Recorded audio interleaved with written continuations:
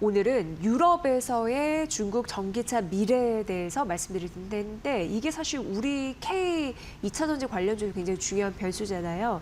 오늘 조목조목 따져보도록 하겠습니다. 윤석천 경제평론가님 와 계십니다. 어서 오세요. 네, 안녕하십니까. 자, 유럽에서 중국 전기차라 우리가 좀 잘 따져볼 근거들이 몇 가지 있을 것 같은데 네. 현황은 지금 현재 어땠습니까? 일단 현황은 예. 뭐 중국 전기차가 어떻게 보게 되면 유럽 시장에서 질주하고 있다, 뭐 이렇게 표현해도 될 것 같아요. 그러니까 전기차 시장, 순수 전기차 시장에서 중국 전기차의 비중이 한 15%를 갖다가 넘었으니까 이건 뭐 엄청나다라고밖에 얘기를 할 수가 없는 건데요. 하지만 향후에도 이런 어떤 점유율 확대가 계속될지 여부는 여러 가지 이유로 이제 불투명하다. 사실 오늘 얘기하고 싶은 거는 이제 바로 그런 내용이라고 얘기할 수가 있습니다. 예. 예. 그럼 이제 유럽 시장에서 중국 전기차의 미래를 알아볼 텐데 중국 네. 전기차를 어떻게 정의하는 것부터 봐야 될 것 같습니다. 예, 그렇죠. 중국산일지 그렇죠. 뭐 이거 정의 말이죠. 예. 이 지금 통계에서 인용하는 그 15%의 그 뭐라고 할까요? 네. 그 수치는 정확히 뭘 얘기하는 거냐면은 중국 자본이 소유한 자동차 브랜드를 갖다가 기준으로 하는 겁니다. 그러니까 메이드 인 USA가 메이드 인 차이나가 아니라 네. 중국 자본이 소유한 자동차 브랜드. 그러니까 여기에는 뭐가 표현되냐면은 뭐 토종 브랜드 BYD, 니오, 뭐 샤오펑 이런 거는 당연히 포함이 될 그쵸. 거고요. 예. 볼보, 폴스타 이건 중국의 지리 자동차가 소유하고 있죠. 그다음에 영국의 여러분들이 뭐 우리나라에 잘 안 알려진 브랜드인데 영국에서는 굉장히 유명했죠. 뭐 로드스타라든지 이런 걸로 MG라는 브랜드가 있습니다. 이게 사실 이제 뭐 영국에서 사실 상하이 자동차로 넘어갔으니까 이런 브랜드들 같은 경우에 이제 중국 차로 우리가 정의를 하는 거고요. 반면에 이제 중국에서 그 제조를 하지만 그 자본이 서구권인 회사들이 있죠. 테슬라 모델 3, 모델 Y 같은 경우 뭐 상하이 기가 팩토리에서 중국으로 수출되고요. 예. 그다음에 BMW 같은 경우에도 이제 그 iX3 같은 경우가 중국에서 원래 제조가 됐었습니다. 지금 이제 신형 나오는 거 있죠. 노이어 클래스의 그 플랫폼이 적용된 것들은 헝가리 네브레첸에서 하는데 그 전에 생산된 것들은 중국 선양에서 이게 생산이 됐었거든요. 그다음에 뭐 그런 것들이 이제 어떻게 보게 되면은 전부 다 그 중국산이 아닌 차로 이제 결론이 나고 있는 거고요. 르노그룹이 하는 그 다cia 스프링이라는 차도 있습니다. 르노그룹 역시 이제 프랑스 쪽이 그 서구권이 이제 그 자본을 갖다가 보유하고 있으니까 이런 자동차들 같은 경우에는 그 중국에서 제조가 돼 있다라고 하더라도 중국차로 분류를 하고 있지는 않습니다. 예. 근데 이제 사실은 이게 이제 좀 유심히 보시면 알겠지만은 이 메이드 인 그 차이나가 아니라 아까도 얘기했지만 중국 자본이 보유한 어떤 전기차의 점유율만 하더라도 일단은 15%를 넘었다는 거에 굉장히 큰 의미를 둬야 되는 거고요. 유럽 같은 경우에는 전기차에 대해서 사실은 무역 장벽이라든지 고율 관세를 갖다가 부과하고 있지 않습니까? 그런데도 불구하고 어쨌든 유럽 점유율을 갖다가 확대하고 있다라는 점을 갖다가 우리가 좀 유심히 봐야 될 것 같고요. 전체 그 자동차 시장 내에서 중국차 점유율이 한 8.6% 정도 달합니다. 그러니까 여기는 뭐 내연기관차라든지 이런 걸 좀 다 포함한 거를 갖다 얘기를 하는 거고요. 메이드 인 차이나 기준으로 한다라고 하게 되면 가령 뭐 아까도 얘기했던 테슬라라든지 그 르노의 그 이런 르노 그룹의 자동차 같은 경우를 갖다 전부 다 포함을 하게 되면은 일단 유럽 시장에서 20%를 갖다 넘겼다라고 얘기할 수가 있는 거예요. 네네네. 뭐 엄청난 성장세를 보이고 있는 건 맞다 이렇게 말씀드릴 수가 있을 것 같아요. 네. 예. 그러니까 중국 차라고 하는 거는 중국의 자본이 어떻게 해서라든지 얽혀 있으면 그건 이제 중국 차다 이렇게 보시면 될 것 같고요. 예, 그렇습니다. 예. 그리고 이제 이게 전반적으로 봤을 때 중국 전기차 같은 경우에도 유럽 시장에 뭐 신차도 있고 중고차도 있는데 일단 네. 중고차 시장이 좀 어마어마한 약간 매기 같은 역할을 하나요? 이게 지금 예. 이게 영국과 유럽 대륙을 갖다가 좀 분리해서 볼 필요가 있어요. 영국 같은 경우에는 사실은 EU보다도 중국 차의 점유율이 훨씬 높습니다. 왜 그러냐면 영국 같은 경우에는 유럽 연합을 갖다가 탈퇴를 했잖아요. 예. 그래서 관세를 전기차의 관세가 일반 관세 10%밖에 부과가 안 돼요.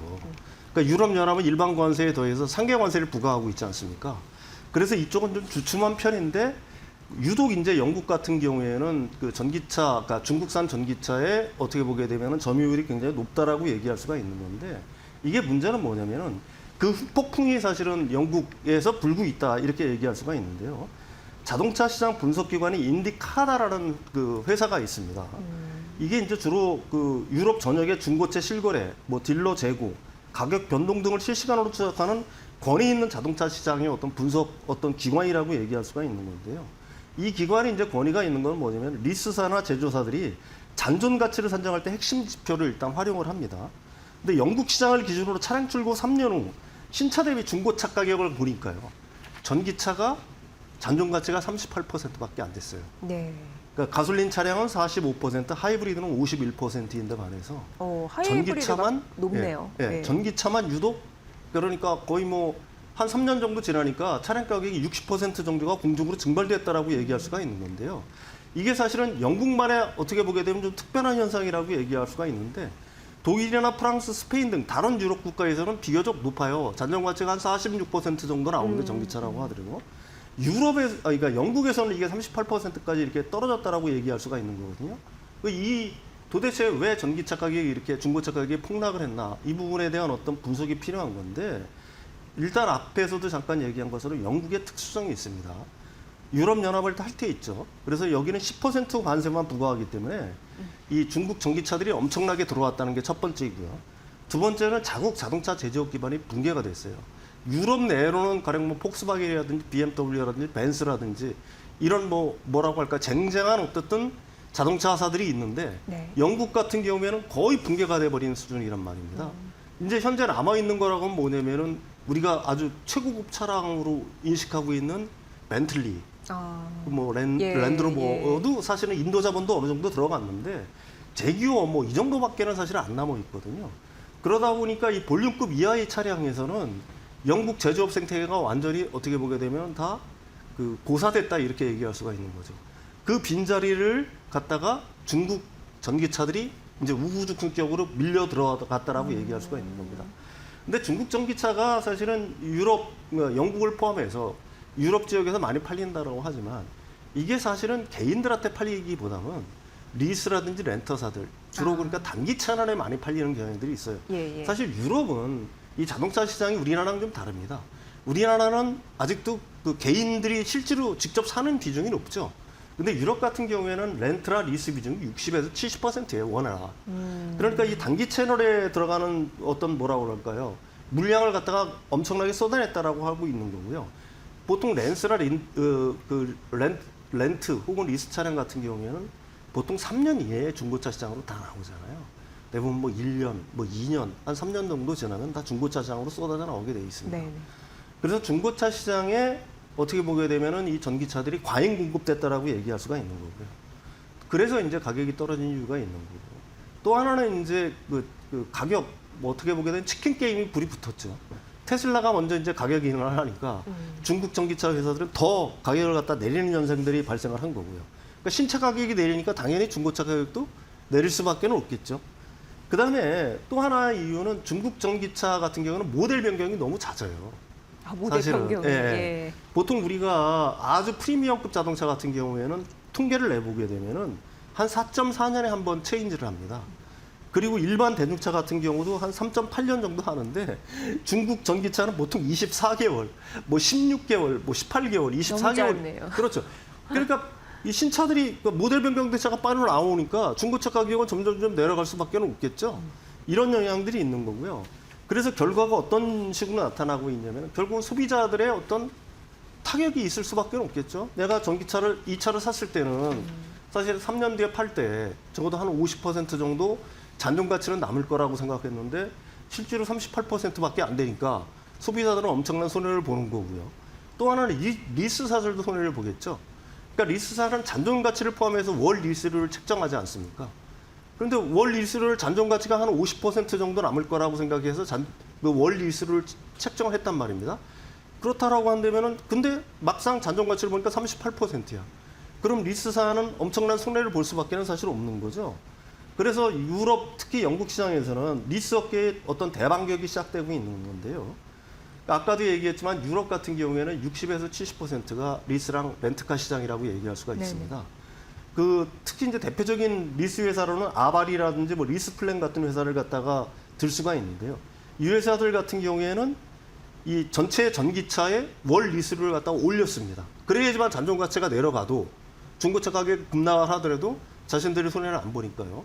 이게 첫 번째 부작용이고요.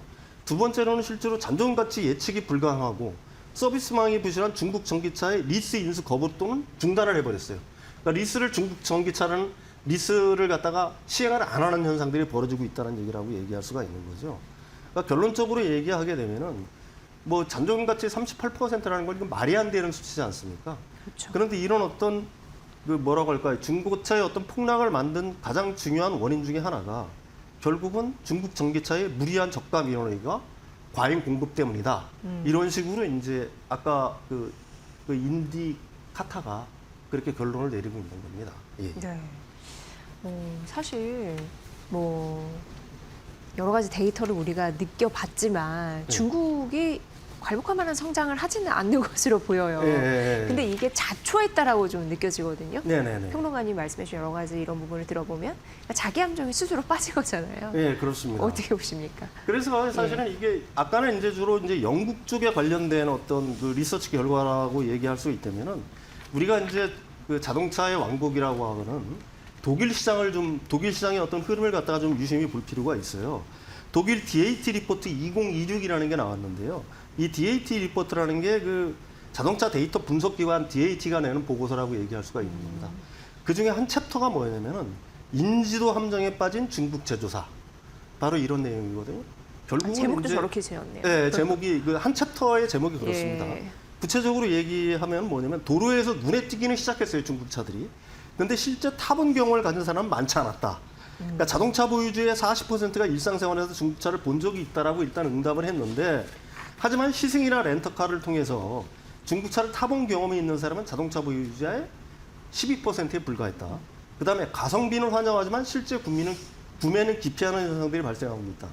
결국은 이제 중국 전기차들이 들어오면서 시장 가격을 좀 낮추는 효과는 있겠죠. 일종의 매교 효과는 있다라고 보는 건데 그래서 신차 구매자의 74%는 중국 브랜드 진입으로 선택의 폭이 넓어지고 가격 혜택을 볼 수 있다는 점에서 긍정적으로 일단 평가를 했어요. 근데 다만 중국차를 구매할 수 있다고 답한 비율은 신차 구매자의 5%에 불과하고요. 5%요? 예, 여전히 강력한 불신을 갖고 있다. 그러니까 가령 뭐 품질과 신뢰성에 대한 의심, 그다음에 데이터 해킹에 대한 우려, 그다음에 브랜드 소멸까지 전망을 했습니다. 신차 구매자의 45%는 5년 이내 현재 독일 시장에 진출한 많은 중국 브랜드들이 철수하거나 사라질 것이라고 답변을 했어요. 뭐 이런 요인으로 그 AS망 부족과 중고차 가격 방어에 대한 어떤 치명적인 불안감을 갖다가 그 소비자들이 느끼고 있기 때문이라고 얘기를 하고 있는 건데요. 결국 이런 현상 때문에 중국차들이 좀 보이기는 하지만은 그 신뢰성 부족이라든지 이런 것 때문에 신차 구매자의 77%가 여전히 검증된 자동차 제조사를 훨씬 선호한다고 응답을 했다. 결국은 이제 헤리티지 브랜드에 대한 어떤 중국차가 아무리 들어온다고 하더라도 그걸 갖다가 실제로 살만한 사람은 거의 없다는 그러네요. 것들을 갖다가 설문조사로 일단 발표를 했습니다. 예. 아무리 만들어내면 뭐합니까? 안 예. 사는데. 그렇죠. 그런 부분에서 자기 함정에 좀 빠진 중국에 대한 현실을 알아볼 수가 있는데 네네. 유럽 자체적으로도 중국 기업을 좀 배제하려는 듯한 분위기는 지속되는 거죠. 네, 그렇죠. 24년 네. 10월부터는 유럽연합, 유럽 네. 대륙이죠. 여기에서는 중국 전기차에 대해서 이제 관세를 부과했어요. 일반 관세 10%에 더해서 최대 한 35%의 상계 관세를 갖다 부과를 했는데요. 그러니까 전기차가 안 팔릴 거 아닙니까? 그러니까 중국 제조사들이 어떤 전략을 썼냐면 PHEV, 그러니까 플러그인 하이브리드 쪽을 우회를 해버린 겁니다. 플러그인 하이브리드는 여전히 관세가 10%니까. 그러니까 플러그인 하이브리드가 올해 1분기 기준으로 하게 되면은 전년 대비해서 한 152% 정도가 늘었어요. 실제로 그 아까 얘기한 독일에서도 이 5월에 가장 많이 팔린 브랜드가 중국의 PHEV 브랜드라고 얘기할 수가 있는 거예요. BYD에. 그만큼 이제 그 순수 전기차가 막히니까 플러그인 하이브리드 쪽으로 일단 우회를 했고요. 그래서 EU가 이거 가만히 보면 안 되겠잖아요.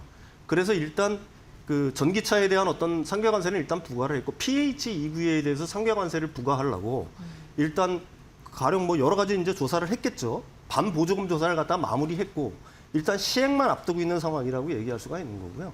거기에 대해서 제가 가끔 그 인용하는 산업가속화법 같은 경우도 일단 발표를 했죠. 그러니까 3월에 발표를 했고요. 이게 구체적인 내부는 이제 공공조달에 참여하는 전기차는 무조건 EU 영내에서 조립되어야 하는 거고요. 그다음에 그 부품들은 최하 70%까지는 써야 된다. 그러니까 결국은 그 중국에서 수출하는 거는 일단 거의 다 막는다는 얘기고요. 유럽 영내에서 생산을 하고 유럽산 부품을 쓰라는 쪽으로 이제 EU 쪽에서는 장벽을 갖다가 강화하고 있다. 이렇게 말씀드릴 수가 있습니다. 예. 평론가님 보기에 중국 전기차 가능하지 않을 것 같죠? BYD의 네. 그 영업이익을 보면 알죠. 네. 영업이익 추이를 보면 아는 거고요. 그게 보조금을 받는데도 그 정도로 줄었다는 거는 상당히 위험하다라고 얘기할 수가 있는 거고요. 사실 중국의 자동차 전체 생산 능력이 5,500만 대랍니다. 우리로서 상상이 안 가는 만큼 생산을 하는 건데, 근데 이게 실제 중국 그 대륙 내부에서 소화 가능한 거는 한 2,300만 대예요. 그러니까 결국 뭐 2,200만 대는 그냥 남는다는 얘기죠. 그러니까 중국 내부에서 어떤 현상이 벌어지냐면은 신차가 출고되자마자 이걸 중고차로 파는, 그러니까 뭐 50km 뭐 정도 뛴 차들이 중고차 시장에 나오는. 그래서 중국의 이 유럽에서 벌어지는 것처럼 이미 중국에서는 중국 전기차 그 중고차가 거의 뭐 헐값이 되어가고 있는 거죠. 네. 아까도 얘기했지만 너무 과잉 생산을 하기 때문에 그래서 이런 걸 갖다가 막기 위해서 이제 출구로 사실은 이런 어떤 가동률을 갖다가 높이려고 하게 되면은 결국은 해외 수출밖에는 사실은 없는 거지 않습니까? 그런데 이제 해외 수출에 이렇게 나서고 있는 건데 해외 수출에서도 사실은 이게 이제 어떻게 보게 되면 비슷한 현상들이 벌어지고 있다라고 얘기할 수가 있는 건데 그러니까 잦은 모델 변경, 그다음에 지나친 어떤 가격 할인, 그다음에 동시에 아까도 말씀드렸듯이 그 뭐라고 할까요? 과잉 공급이라든지 뭐 이런 문제들이 이제 겹치게 되면서 거기에 이제 품질 문제도 있을 수가 있겠죠. 중고차 가격이 이제 급락하는 현상들이 아까 영국에서 보는 것처럼 그런 식으로 반복적으로 유럽 영내에서도 나타나고 있는 거고요. 근데 궁극적으로 이게 뭐냐면은 이 자동차 제조사들 같은 경우에는 중고차 가격을 방어를 어느 정도 해줘야 돼요. 왜 그러냐면은 그래야지 다음 모델이 변경됐을 때 구매자들은 안심하고 그 차를 살 거 아니겠습니까? 근데 내가 산 차가 중고차 가격이 방어가 안 돼. 한 3년 지나면은 뭐 한 40%밖에 안 돼. 그러면 새로운 모델이 나온다고 하게 되면 그 차를 사겠어요, 선뜻? 그다음부터는 사실 그쪽으로는 실제로 그 어떤 뭐라고 할까요? 구매의 손길이 거의 미치지 않는다라고 얘기할 수가 있는 상황인 거고요. 만약에 이런 상황이 계속된다라고 하게 되면은 지금 현재까지는 유럽에서의 어떤 점유율 확대가 계속해서 일어나고 있지만은 유럽 영내 아까도 얘기했지만 각종 관세 정책이라든지 규제 정책이 점점 장벽을 갖다 중국산에 대해서 높여나가고 그다음에 중국산 전기차의 어떤 중고차 가격이 방어가 안 되는 어떤 현상들이 벌어지게 된다라고 하게 되면 과거에는 싼 값에 그냥 중국산 전기차를 샀던 사람들도 다음에 차를 살 때는 이거 안 되겠네? 그러면서 중국 전기차를 갖다가 사지 않는 사람들이 늘어날 거고 그걸 또 옆에서 지켜보고 있는 사람들 같은 경우도 이거 지금 샀다가 중고차 가격이 방어가 안 되는데 과연 내가 이 차를 사야 될까? 몇백만 원 싸다고? 결국 이런 어떤 현상들이 계속해서 벌어질 거라는 생각을 갖다가 할 수밖에는 사실 없는 거고요. 동시에 이런 식으로 안 팔리게 된다라고 하게 되면 AS망도 뭐 철수하거나 점점 앞으로 향후 그럴 거 아니겠습니까? 유럽 시장에서. 그러면 AS에 대한 우려 역시 더 증폭이 되니까 어떻게 보게 되면은 중국산 전기차 같은 경우에는 오늘이 최고 뭐라고 할까요? 유럽 시장에서의 어떤 호황 국면을 맞고 있다. 오늘이. 저는 그렇게 생각을 하고 있습니다. 네. 이런 식의 어떤 결론이 가능하다. 이렇게 말씀드릴 수가 있겠죠. 네, 그러니까 중국 스스로도 고민이 좀 많을 것 같아요. 네네네. 어쨌든 욕심은 내고 있는데 성적이 그만큼 안 나오고 있고 그 얘기인즉슨 우리가 훨씬 더 기회가 많은 장이 될 수도 있겠다. 네. 이런 부분을 좀 지켜봐야 될 것 같습니다. 예, 그렇습니다. 네, 예, 예. 윤석정 경제평론가의 분석으로 함께 들으셨습니다. 고맙습니다.